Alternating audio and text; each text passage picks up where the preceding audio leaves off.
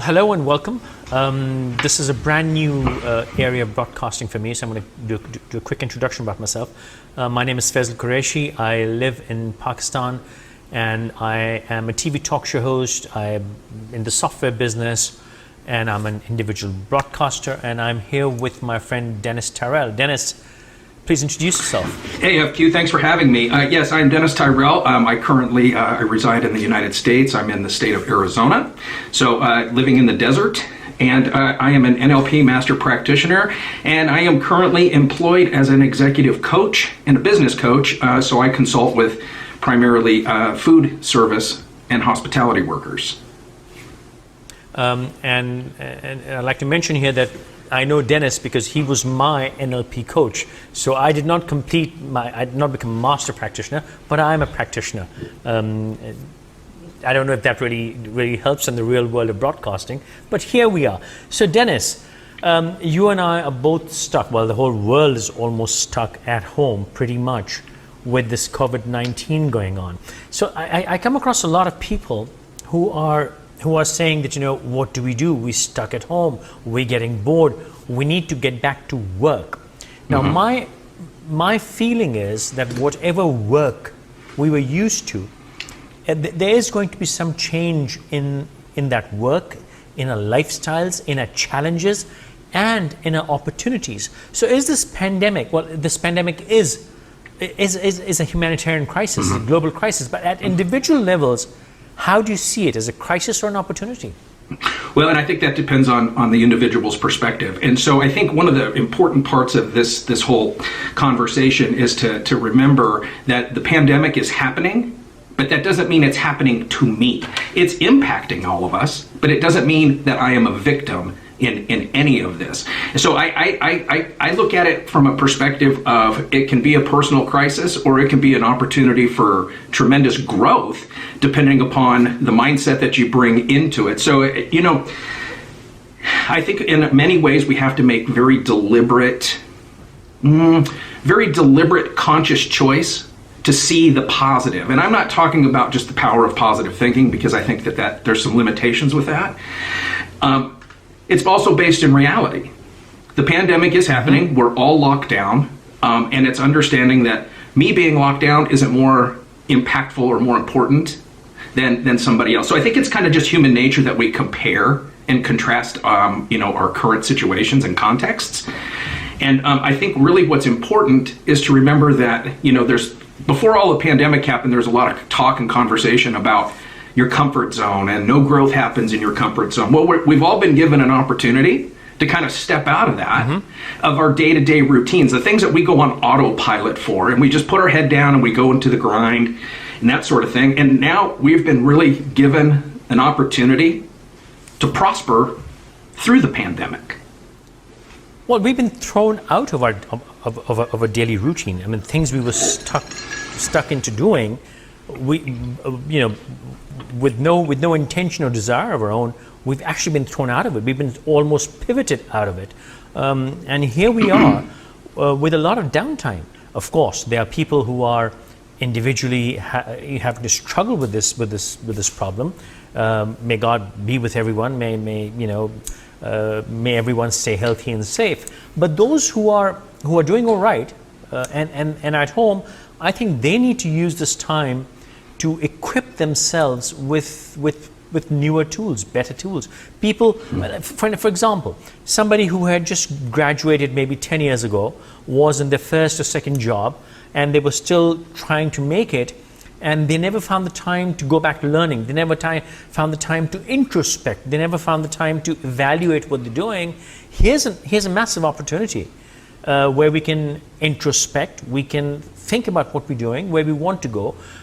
Also, we need to, this is an opportunity, or even a wake-up call to understand that the dreams we had been chasing have almost been rendered useless. I mean, the things that mattered suddenly don't matter anymore.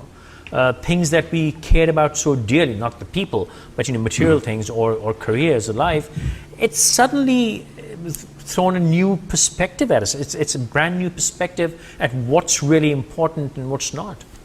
No, you're absolutely correct. And I think what we're having to do is we're having to, every single day, we're having to figure out a new norm. Because the information that we get changes, the way that we're testing, how many people are tested. So there's a lot of, for me, and I'm very much I believe very much in pragmatic positive thinking. Meaning that there's a very real side to that, and so it's making that deliberate choice to see the good. So even like when I have to go out of the house and get groceries or go to the supermarket, it's being deliberate. There's still a lot of hoarding. There's still a lot of people being rude and obnoxious during all of this, but it's about picking out the people that you're going, oh wow, that's a really cool attitude. I really like this. Oh, I like that. So it's adopting a mindset of being positive, deliberately positive, while still being real. And kind of I like words. So for me, this comes down to pivot. We're giving an opportunity to pivot, grow, and perform. So even though what we're going to perform might look different, and yeah, a lot of the dreams and stuff that the businesses that we were building, the avenues and directions that we were going, those have all changed. But I think what it comes down to for me is understanding, the words of Charles Darwin. It's not necessarily the strongest, and it's not necessarily the most intelligent that are going to survive. It's those that are adaptable. And so we're giving an incredible opportunity to pivot and adopt new. We can learn new things. There's so many online learning opportunities available that weren't available just a couple of months ago. And now we're actually having time. So I think the pivot part really comes in of going, wait a second, things are different. I'm not a victim in this, and because as soon as we adopt that victimology, we're dead in our tracks. We're dead in our tracks, and now the pandemic is happening to us, and we're still healthy. So it's about staying mentally healthy as well through the mindset. And again, it's when you're able to pivot. That's that adaptability piece. So in the restaurant industry, the companies I'm currently working with, the way that we've had to do this, these are organizations that literally refused. They had no interest in being anything but a sit-down, dine-in restaurant. Well, now they're a delivery service. And those are the organizations that will either sustain or be able to come back because they changed with the times. So adaptability, it just in these particular times, it cannot be overstated. More so than just sitting around and like thinking positive thoughts and so forth. And there is a place for that. There absolutely is a place for that. But the growth part is about personal development of being more adaptable. Go ahead. So it's not just adapting or getting ready for the new world we would have to live in, but also adapt today, because you're right. If that business wants to survive, to be a business in whenever, hopefully this is over soon, they need to do something different today. You talk about pragmatic positivity. Mm-hmm. I'm gonna add more to that. Yes. I'm a journalistic broadcaster. I do current affairs TV talk shows. So out of that habit, I am in the business of looking at news. So I retired about 5 years ago, and I decided not to do that anymore. And I actually I have two televisions, one for my entertainment and one for news. I actually shut the news TV completely. Mm-hmm. And suddenly, because of this COVID, about 6 weeks ago, I turned that TV back on. And I, just out of instinct or just out of habit, I got into that rut of negativity. And my Facebook stream became negative. My thoughts became negative. I was getting frustrated at my government not doing enough, or what I thought they should have done. And just like yesterday, I almost, I was like, what the hell? Internally, I broke down. Mm-hmm. And I questioned what I'm doing. And that's when I realized that, I still don't see the positivity in the situation. It's a dark situation. Right. But I figured I can at least do something positive with my time instead of watching politicians sell us BS the whole day. Mm-hmm. Screw them. Right. They do what they do. I can't change what they're doing, so might as well focus on something positive. That's when I pinged you last and I said, hey, Dennis, let's do this. So yeah, so pragmatic positivity. I don't see anything positive in the situation. I'm not very positive about what's going on. But what do you do? So might as well do something positive with your time. So anybody who's stuck at home right now, anybody, an engineer, a doctor, well, not a doctor, any professional, anybody who's young, who's a student, who's got a job, you're stuck at home, you can do negative shit or you can do positive shit. Absolutely. I say just, screw the negative shit. You can't change anything there. So why waste time with that? Well, and you bring up a really good point. And what this really kind of brings to me is just the concept of the laws of attraction. So, we end up getting the result that we think about a lot. And so without getting too deep into that topic, it's just simply about, our mood, our mental health, our wellness. It is all based on what we're inputting, all of the stimulus that we end up bringing into our life. So it comes down to worrying about. So if I'm going to be stressed out, I make a conscious choice to be stressed out about the stuff I can actually worry about. So can I still do my exercising at my house? So like I like to go to the gym. I prefer to go to the gym, but can I still do it at my house? Yes, I can. So I think we end up joining the I can't club, the can't do club, and it's more about thinking, okay, I might not be able to do this, but I can do this. So it's learning to modify. It's just kind of learning to modify our daily routines, and it's adopting new routines, because at the end of the day, you're right. My world leader, the leaders that are in charge of my country, they've never listened to me. They're certainly not going to be listening to me now. So that's just things I choose to not engage with. Unfortunately, we're still playing politics, and I think that that's happening across the world. We're still playing politics with people's lives. I think it's just accepting what, and I don't want to just use a cliche here, but it's managing the stuff that I can actually control and maintain. I mean, it's kind of like go ahead. You talked about working out from home. Now I'm gonna tell people, you and your wife are power lifters. So what the hell are you lifting at home, man? Well, we're not. That's the thing is, so we don't even have exercise equipment at home other than like yoga mats, because we prefer to go to the gym. And when we've tried working out at home, it's just not very successful. So we're doing online videos. We're setting up in the backyard with the iPad out there, and we're watching like P90X videos, and we're creating our own routines. It's certainly different. So how does that compensate for the massive amount of weight that you pick up? Oh, it doesn't compensate for that. So the whole thing for me is, the reason I power lift and primarily do deadlifts is I've had 5 back surgeries. So my lower back has been completely reconstructed, and it's fused with 4-inch rods down each side of my spine. So what I have found, the heavier I lift, the better my back feels. So for me, it's not about being a power lifter. It's about maintaining a healthy lifestyle so that my back doesn't hurt. Because the thing I hate the most is having to use my cane. So I'm going to slip it in for our viewers, because most of the people watching this don't know this side of me, the NLP side and the whatever side, the training coaching side, and a lot of people will not know that you were a firefighter. Yes. And I'm assuming that's where you got your injuries, right? It is, yes. I actually retired as the fire chief. I promoted up through the ranks after my injury. So my injury took place in 2006. And my fire truck, we were responding to a call. My fire truck got into an accident. We got run off the road, so it blew out my back.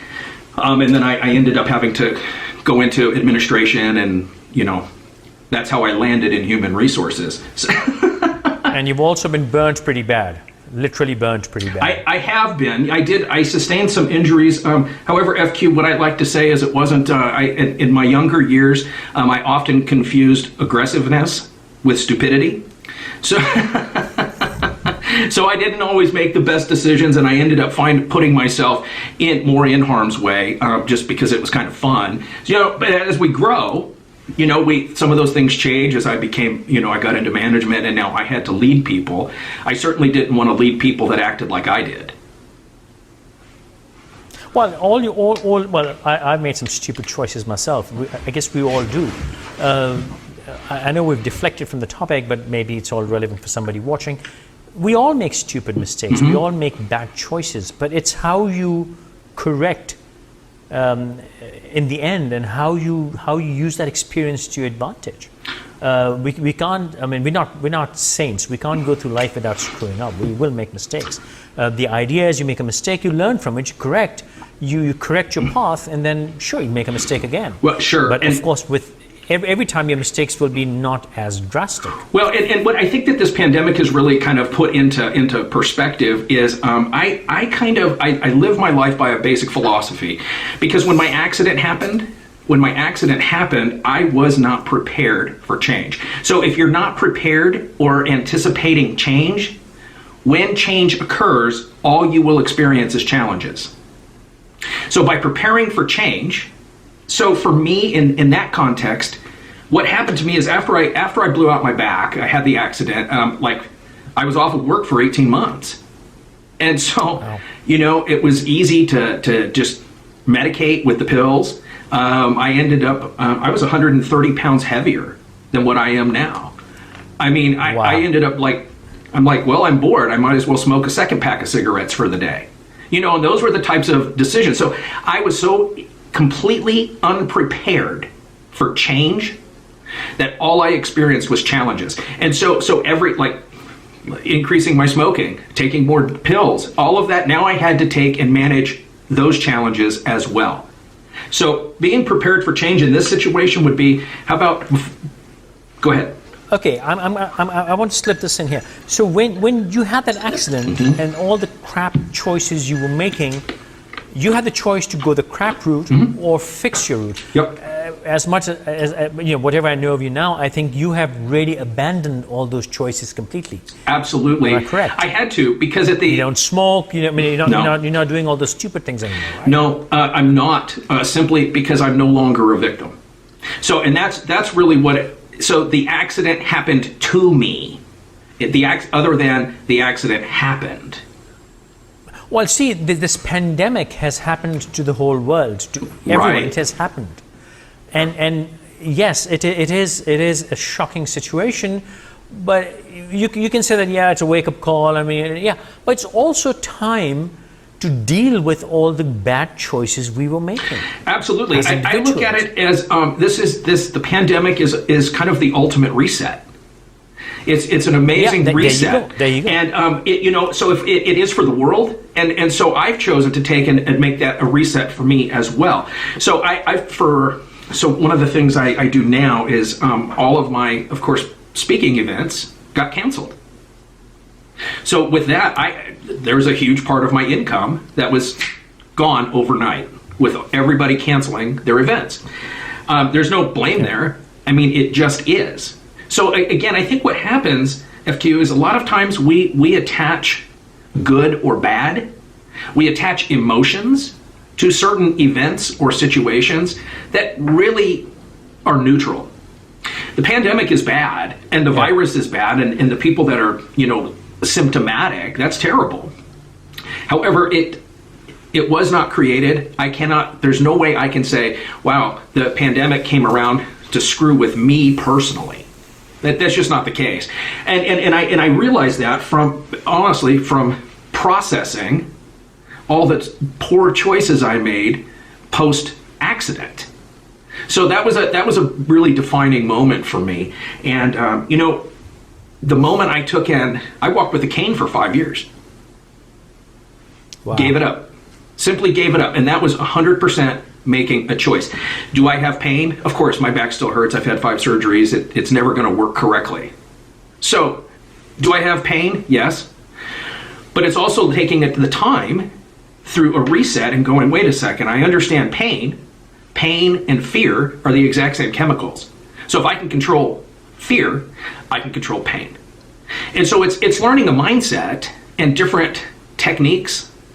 It's learning techniques and accessing stuff that we already have inside of us. So one of the big things that a lot of people come to me and they're like, oh, I really want to learn to meditate. And what I can tell people, first of all, I want to know why. But second is, a lot of people are not prepared to meditate, because when they start meditating, what they find out is the person they hate being alone with the most is themselves. I think this is the perfect time for people who have the opportunity, and I hope everyone's got good health and staying safe, but people who have, everyone has time right now. Read books. I have, the best thing I did to myself 4 weeks ago was got a subscription to one of those summary book things, Blinkist. Amazing. I listened to 5 books today while I was mopping the apartment. People need to listen to more music. People need to introspect more, read books, meditate, learn skills, management skills. I don't do any NLP coaching, but Dennis does. Please reach out to him. Like he said, time management skills. There is so much that needs to be learned, because when we come out of this, and God willing, hopefully very soon, it'll be a completely new demand for new skills, different kind of opportunity. Old opportunities are going to disappear very, very quickly. Yes, the world will stabilize. We'll go back to fighting wars and killing each other and stealing and thieving. That's going to happen. But it's going to be a different world. Better or worse, I don't know. It'll be a different world. And this is an opportunity in time to learn new skills.